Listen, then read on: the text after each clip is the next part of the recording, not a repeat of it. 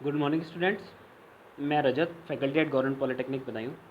उम्मीद करता हूँ आप सभी लोग अपने घर पर सुरक्षित होंगे, स्वस्थ होंगे और कोरोना के खिलाफ इस जंग में अपना महत्वपूर्ण योगदान दे रहे होंगे।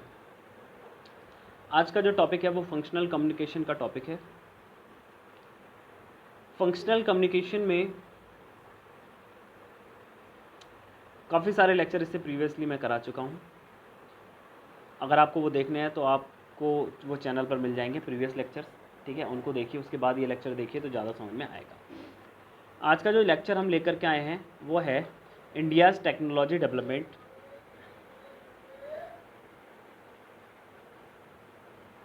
ठीक है, ये एक टॉपिक है। ठीक है, वैसे आपके सिलेबस में जो दिया हुआ है वो दिया हुआ है भारत में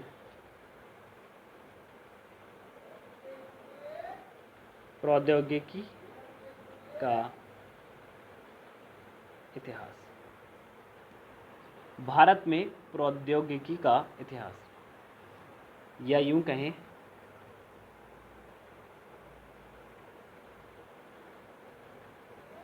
history of technology in India. This is the topic which will be discussed by us. सबसे पहला जब क्वेश्चन उठता है कि टेक्नोलॉजी की हिस्ट्री के बारे में पढ़ें तो सबसे पहली चीज़ निकल करके आती है कि टेक्नोलॉजी क्या है। ठीक है, तो टेक्नोलॉजी क्या है, इसकी टेक्नोलॉजी की बेसिक डेफिनेशन आपके सामने लिखी हुई है।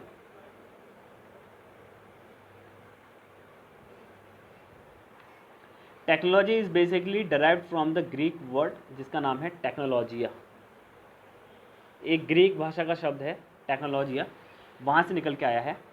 इसका मतलब होता है it is an art, skill और ability which is use to create a develop product and acquire knowledge. मतलब जो हमारी नॉलेज है, जो हमने प्राप्त की है, उस नॉलेज से हम कुछ प्रोडक्शन क्रिएट करें। ठीक है, कुछ नया क्रिएट करें और कुछ ऐसा क्रिएट करें जो पब्लिक की लाइफ में क्या हो, यूज़फुल हो। जैसे कि मान लीजिए प्लास्टिक बनाया, तो प्लास्टिक बनाना साइंस है, लेकिन प्लास्टिक से पेन बनाना ये टेक्नोलॉजी है। ठीक है, तो technology is a applicable part of science, या यूँ कहें कि technology is a application of science in order to produce valuable thing for the mankind। मतलब कि टेक्नोलॉजी क्या है, टेक्नोलॉजी एक ऐसी आर्ट है जिसके द्वारा हम साइंस का प्रयोग लोगों को प्रोडक्ट डेवलपमेंट में व उनके जीवन को अच्छा बनाने में करते हैं। ठीक है, अगला देखते हैं। Science use their knowledge to develop the technology, then use technology to develop the science. So because of the reason science and technology are the integrated term in today's world. ठीक है, आज के ज़माने में अगर देखें तो साइंस और टेक्नोलॉजी क्या है, वो दो इंटीग्रेटेड वर्ड है। ठीक है, आप ऐसा मानिए कि टेक्नोलॉजी साइंस का एप्लीकेशन पार्ट है। साइंस में हम कुछ पढ़ते हैं और टेक्नोलॉजी में हम उस पढ़ी हुई नॉलेज को, उस पढ़े हुए साइंस को मानव जीवन में कैसे हम उसका प्रयोग कर सकें, ये चीज़ क्या है, टेक्नोलॉजी। ठीक है, that is the basic difference between science and technology. अगला देखते हैं, role of technology in today's life not important. अब बात करते हैं इंडिया में development of science and technology. For the organised growth, the development of science and technology in India, different specialised research and development agencies and organisation are being set up. Bharat में organised, एक सुव्यवस्थित ढंग से technology का विस्तार करने के लिए बहुत सारे साइंटिफिक इंस्टीट्यूशंस को बनाया गया। वो इंस्टीट्यूशंस कौन कौन से हैं? Number 1, CSIR, Council of science and Industrial Research. ठीक है, इसके अलावा Indian Institute of Science, IISc, इसके अलावा Indian Institute of Research Organisation ISRO, ठीक है। इसके अलावा Defence and Research Development Organisation DRDO, उसके अलावा Indian Institute of Technology IIT। These are the basic institutions which are built by the Indian government to achieve the organized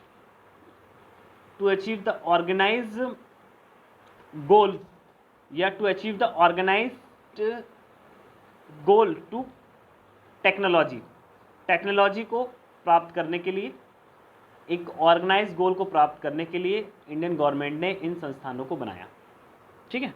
चलिए अब आता है history of Indian science and technology in 1947 to 1967। 1947 तब जब बंटवारा हुआ था, है ना। उसके बाद में हमारे लोगों ने इंडिया में एक टारगेट बनाया, India aim to convert Indian economy into the modern state and fit in her into the nuclear age. अपने आप को परमाणु ऊर्जा शक्ति आदि परमाणु एज में यानी परमाणु युग में फिट बैठाने के लिए इंडिया वालों ने क्या किया, अपने स्टेट को एक गोल दिया, ठीक है।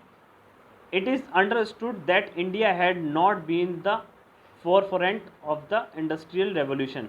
भारत पहले से इंडस्ट्रियल रेवोल्यूशन में कोई चेंजेस या भारत का पुराना इंडस्ट्रियल रेवोल्यूशन से कोई लेना देना नहीं था, ठीक है। And hence made the effort to promote higher education and science technology in India. तो इस वजह से इंडिया को हायर एजुकेशन एंड टेक्नोलॉजी में बहुत ज़्यादा प्रमोशन या इन्वेस्टमेंट करने की आवश्यकता थी, ठीक है। The main justification for longer outlay and educational reconstruction is the hypothesis and the education is most important single factor that leads to the economic growth, ठीक है। तो साइंटिफिक एजुकेशन को हमारे यहाँ क्या किया, बढ़ावा दिया गया। इसी क्रम में 18 अगस्त 1951 को the minister of education Madan Mohan Maulana Abul Kalam Azad inaugurated the Indian Institute of Technology Kharagpur in West Bengal. West Bengal में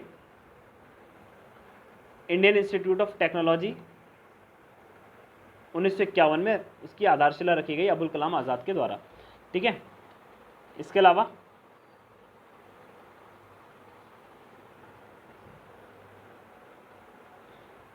नाइनटीन 1967 टू 1978, ठीक है। The roots of nuclear power in India lies early acquisition of the nuclear reactor technology from a nuclear of western countries particularly in the American support for the Tarapur Automatic Power Station and Canada's CANDU reactors, ठीक है। India की जो nuclear power की जो root हैं वो nuclear reactor से जुड़ी हुई हैं, ठीक है। The ministry of steel and mines drafted a policy statement to evaluate the new model for the managing industry in 1972, ठीक है। तो इंडस्ट्री को भी जो है बढ़ावा दिया गया साइंस आदि को बढ़ाने में। साइंस आदि के बढ़ावा देने के बाद में इंडस्ट्री को भी बढ़ावा दिया गया, जिससे कि हमारी जो इकोनॉमी है वो साइंस बेस्ड इकोनॉमी हो, ना कि प्राइमरी सेक्टर बेस्ड। इसके अलावा Indian space programme received only the financial support from the Soviet Union. पहले हमारे यहाँ जो इसरो था उसको खड़ा करने में सोवियत यूनियन, जो कि अब आप रूस जिसे बोलते हैं USSR, है ना, रूस का बहुत बड़ा हाथ है।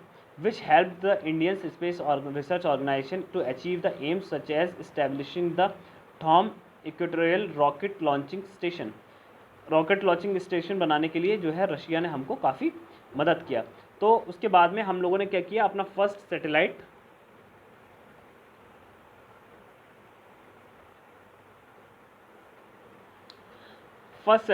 आर्यभट्ट को हम लोगों ने लॉन्च किया, ठीक है। और इसके बाद में इसरो ने पीछे मुड़कर कभी नहीं देखा, ठीक है। इन 1981 the Indian atomic in 1981 the Indian Atlantic program was started when the first Indian expedition was flagged off for the Atlantica from Goa, ठीक है। More missions were subsequently sent each year to India's base दक्षिण गंगोत्री। 1981 में हम लोगों ने एक Atlantic programme किया और उसके बाद में वहाँ पर अपना अटलांटिक में अपना झंडा गाड़ा फ्रॉम द गोवा से। Nuclear power in India, nuclear power को हम लोगों ने बढ़ावा दिया।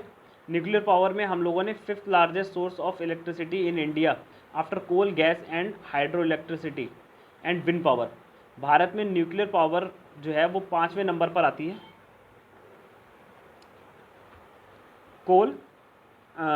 कोल, हाइड्रो इलेक्ट्रिसिटी, गैस, ठीक है, एंड विंड पावर के बाद में हम लोग 5वें नंबर पे जो है जो पावर लेते हैं वो कहाँ से लेते हैं, न्यूक्लियर पावर से लेते हैं, ठीक है।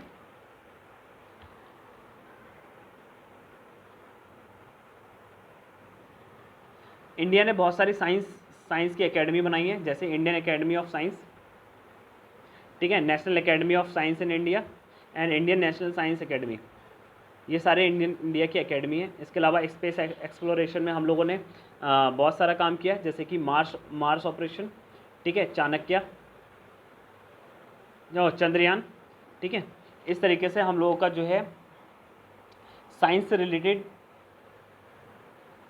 जर्नी रही है, जिसमें हम लोगों ने अपना देश जो कि प्राइमरी सेक्टर पे टोटली बेस्ड था उसको साइंस बेस्ड इकनॉमी बनाया, जिसमें सबसे ज़्यादा महत्वपूर्ण योगदान हमारे जो एजुकेशनल इंस्टीट्यूट हैं, जो टेक्नोलॉजी के एजुकेशनल इंस्टीट्यूट है, लाइक ISC बेंगलोर, विभिन्न प्रकार के IIT, ठीक है, इंडियन इंस्टीट्यूट ऑफ साइंस, ये सारे जो डिपार्टमेंट्स हैं, DRDO, इसरो, इन्होंने भारत को साइंस बेस्ड इकनॉमी बनाने में बहुत बड़ा योगदान दिया, ठीक है। तो ये था भारत में टेक्नोलॉजी की हिस्ट्री। इन सभी स्लाइड्स की आप फ़ोटो ले लीजिएगा, जो कि आपको नोट्स बनाने में बहुत काम आएंगे। उम्मीद करता हूँ आपको लेक्चर समझ में आया होगा। मिलते हैं नेक्स्ट लेक्चर में, तब तक के लिए धन्यवाद। तब तक के लिए आप अपने घरों पर रहिए, सुरक्षित रहिए, सरकार द्वारा दिए गए सभी निर्देशों का पालन करिए, बहुत ज़रूरी होने पर ही घर से बाहर निकलिए, और देश की कोरोना के खिलाफ इस जंग में अपना महत्वपूर्ण योगदान दीजिए। धन्यवाद।